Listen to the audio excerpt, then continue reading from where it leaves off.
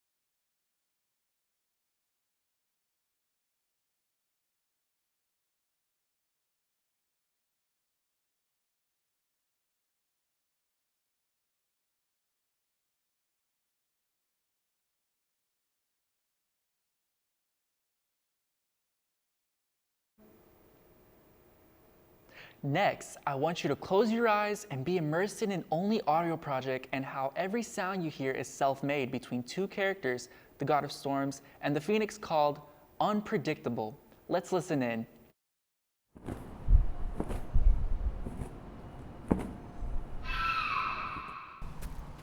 God of Storms! What do you want, little red bird? You don't have to do what? I have thought about it time and time again. You do not need to be here when I end humanity's little life. Why? Just why? You still ask me why?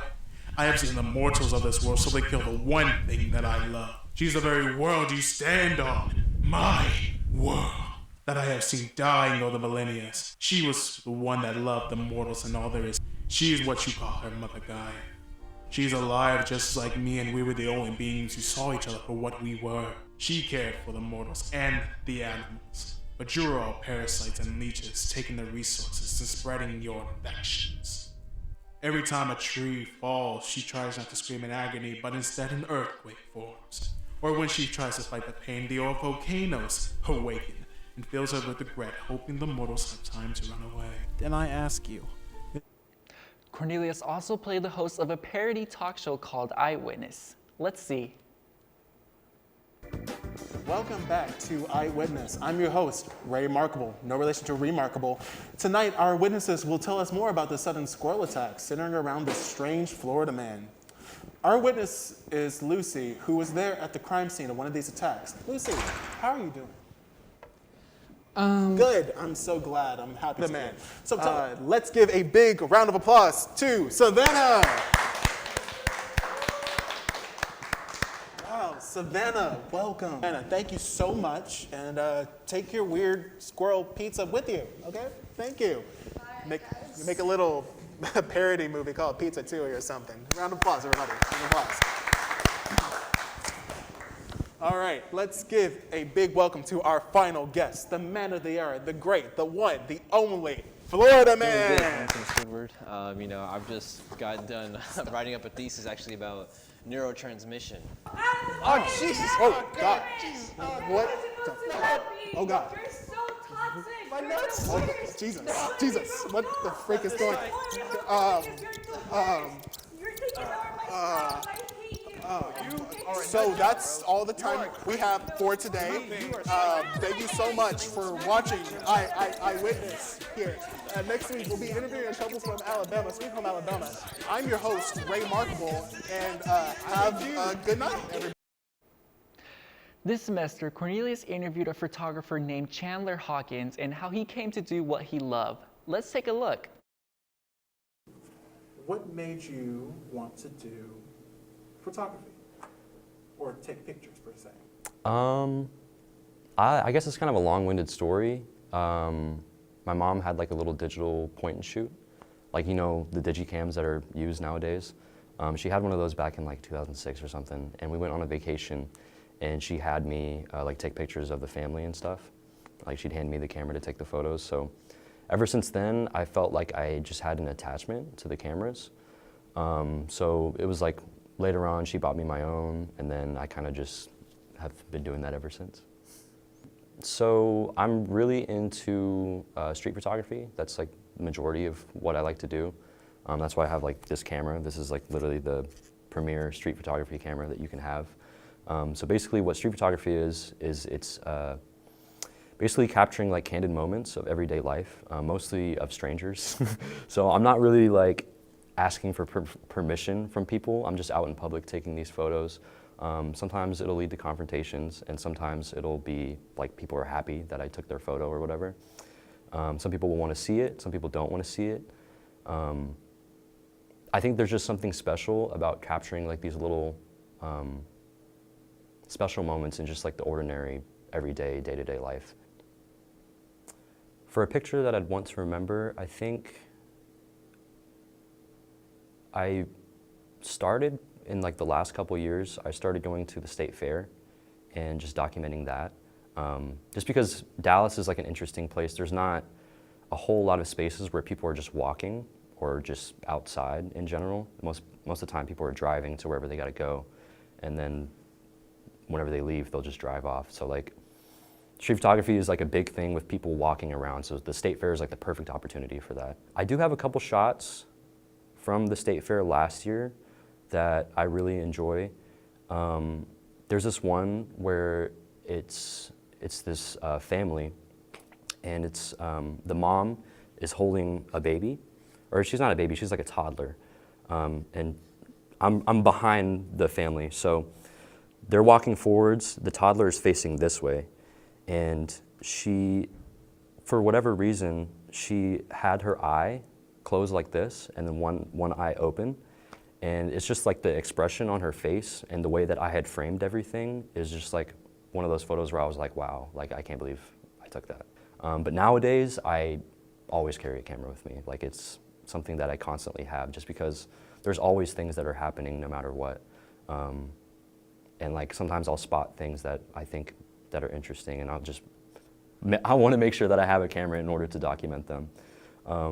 Something that's been happening here in Denton a lot that I've been noticing is, I mean, I'm sure you guys notice all around UNT, like all the light posts, lamp posts, they always have like new stickers on them, and they're always getting like ripped off. So I've been taking a lot of photos of like the different stickers that I see every day, and some of them have like funny messages, some of them are kind of sad, some of them are just like parties, some of them are whatever. The thing with film photography is a lot of it is failure, because it's completely unforgiving. You don't get to see the photos like I said before. So whenever you get back the photos, you kind of just look through them and you figure out what you liked, and I guess remember like the process of like how you approached taking that photo. Yeah, so like I think of shooting like a digital photo, I think of it as like a battle with perfection, because I can take the photo, I can look back at it, and then I can decide from there how I want to improve that photo. But with film, it's a battle with failure, because it's not until like weeks later that I actually get to see the photo, and then I realize like, oh dang, like I dropped the ball with that one, so I should have done it this way. And then that kind of informs whenever I go out next and I run into a similar situation, I kind of think back to that, like, oh, I don't want to do it the same way that I did it before, if that makes sense. Yeah, honestly, I feel like anyone who's into photography should try film photography. If you're shooting a digital camera, I think it's a very useful opportunity to just try out a film camera, even if it's just once, just to see what the process is like, because in essence, it is the origin of like photography. So to take a step back and understand that a little bit more would definitely help with the digital stuff. I just really love the process, so I would love to spread the joy with anyone who has any questions or anything, and just help anyone learn. Finally, we will look at his broadcasting work. He was personally selected to be a camera operator the night of the election at UNT NTTV. Even social media, talking about news outlets having that bias, it definitely has an effect on polarization. Would you say that our country has faced more polarization? I know you'll say within the last 30 years, what about in the last 10 years, last 4 years? Like, how does that look? Gracias, María y Elizabeth. Un estudio del Centro de Estudios de Inmigración analiza el impacto de la crisis fronteriza en las elecciones. Los investigadores encontraron un aumento significativo en la población nacida en el extranjero. Durante la presidencia de Biden, en marzo del 2024, 51.6 millones de personas nacidas en el extranjero residían en el país. Thank you, Avery. We're going to jump right back in with this first question, guys. What do you think of this election being coined a gender gap election? With recent polls, it shows more men trust Donald Trump with being president of the United States and more women trust Kamala Harris. What do we think about that? Well, there is a gap. And then just on the topic of, you mentioned the Dobbs decision and, the economics for men involved in this so-called gender gap. What do you believe could be other driving factors within? Gracias, Avery. Volvemos con una actualización de los números en las carreras presidencial y senatorial. That's right, guys. Throughout tonight's show, we asked you to submit questions for our panel of experts to answer. And for our first question, when can we expect a winner? Now, coming in live from inside the studio is the man who not only worked these videos you see in here, but is also directing this very moment, Cornelius. Well, that's all. Once again, my name is Iran Huerta, and thank you for watching.